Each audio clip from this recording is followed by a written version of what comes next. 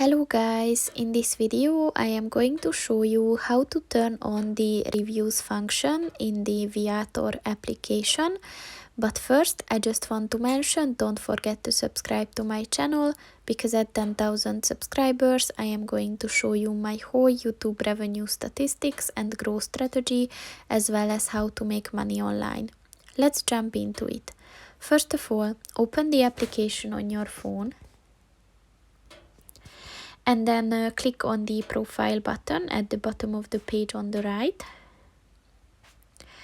And look for the reviews button, which if you turn on, you will receive reminders to leave a review in order to help other travelers. So just click on the white circle next to it.